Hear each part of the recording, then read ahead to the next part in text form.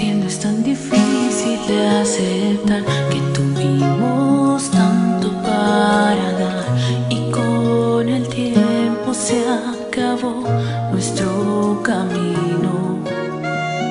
¿Qué paraíso construimos y al final terminó por derribarnos la ansiedad?